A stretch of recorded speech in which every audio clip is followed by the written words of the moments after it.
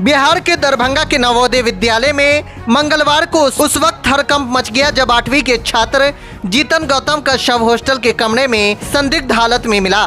मृतक के परिजनों ने घटना को संदिग्ध मानते हुए स्कूल प्रशासन पर हत्या और रैगिंग का गंभीर आरोप लगाया है। मिली जानकारी के अनुसार सुबह लगभग 10 बजे स्कूल के प्रिंसिपल ने छात्र के परिजनों को फोन कर स्कूल बुलाया। जब परिजन विद्यालय पहुंचे तो उन्हें छात्र का शव कमरे में दिखाया गया। इसके बाद परिजनों ने स्कूल प्रशासन पर हत्या और रैगिंग का गंभीर आरोप लगाया है और परिसर में हंगामा शुरू कर दिया। मृतक छात्र केवटी पंचायत के मुखिया रूबी देवी का पुत्र है। वहीं मृतक के पिता संतोष कुमार ने बताया कि उनका बेटा विद्यालय के हॉस्टल में रहकर पढ़ाई कर रहा था।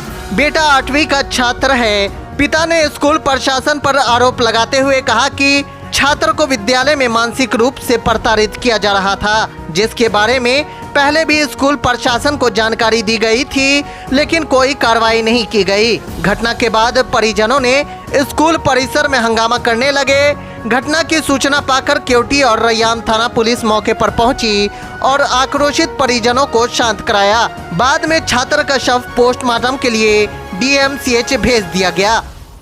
मेरा भतीजा नवोदय विद्यालय पचाड़ी में पढ़ता था, 7वीं क्लास का छात्र था। आज 11 बजे के आसपास हम लोगों को किसी तीसरे बच्चे ने फोन किया था कि आइए, आपका बच्चा जो है वो ठीक हालत नहीं है।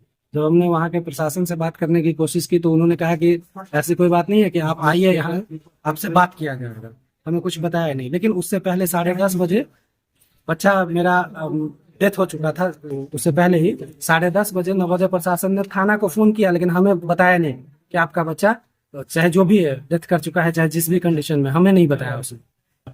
और जब हम लोग गए तो एक रूम में जिसमें 19 बच्चे रहते हैं, इसमें एक ये पंखे से लटका पाया गया, और वो भी उस जगह पे जहाँ पे इसका अपना बेड नहीं, किसी और के बेड के पास ये लटका पाया गया। और उसमें भी है कि जो बेड था उसके हाइट से इसका पांव 3 फीट नीचे तक लटक रहा था। जिस बेड पे कोई अगर मरता है तो हाथ पांव भांजता है, उसके बगल में बेड था। आप अगर देखेंगे वीडियो, अगर आपके पास होगा तो देखिएगा, जिस जहाँ पे लटका हुआ है बच्चा, उसके 1 इंच बगल में वो बेड है जिसपे ये खड़ा हो सकता हो। क्या लगता है जब वो आपको गए स्थल पे तो क्या वो पाए, आपको लटका हुआ पाए? हमें तो वो लटका हुआ ही पाया। हम लोग जब सूचना कौन दिया? पहले तो हम लोगों को सूचना वहां रहने वाले बच्चा ही जो है, किसी ने, उसने, इसका दोस्त था, उसने कॉल किया कि वो उसका तबीयत खराब है कुछ ऐसा। स्कूल प्रशासन की तरफ से कभी फोन नहीं आया। हम लोग जब हम लोगों ने कोशिश किया उससे बात करने की, तब उन्होंने बताया कि आइए, आपसे बात करना है आपके बच्चे के रिगार्डिंग। स्कूल प्रशासन तो कह रहा है कि आत्महत्या कर लिया है बच्चा। स्कूल प्रशासन तो कहेगा ही ना, लेकिन एक बात बताइए, अगर आत्महत्या ही भी किया आप स्कूल प्रशासन के हिसाब से, तो 13 साल का बच्चा आत्महत्या क्यों करेगा? इसका कोई होगा ना उसके पास कि क्यों करेगा 13 साल का बच्चा? उसको कमाना है क्या? उसको घर चलाना था कि आज सुसाइड कर लेगा? उसको ऐसी क्या कमी थी कि सुसाइड कर लेगा?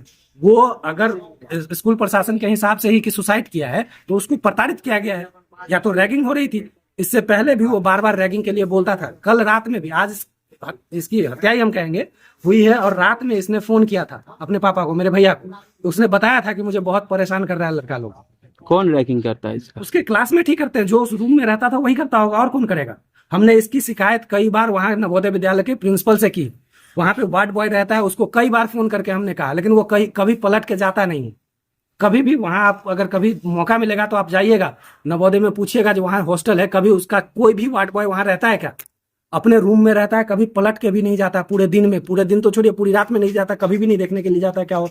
आज सुबह में जब हम लोगों को खबर मिली 11:30 बजे, उससे पहले उसका मॉर्निंग में ब्रेकफास्ट होता है, और उसके बाद फिर क्लास होता है, तो उसकी काउंटिंग होती है हर एक टाइम पे। खाना खाने जाएगा उस टाइम काउंटिंग होता है, अपीयरेंस का जब प्रार्थना होता है उस टाइम में काउंटिंग होता है बच्चों का।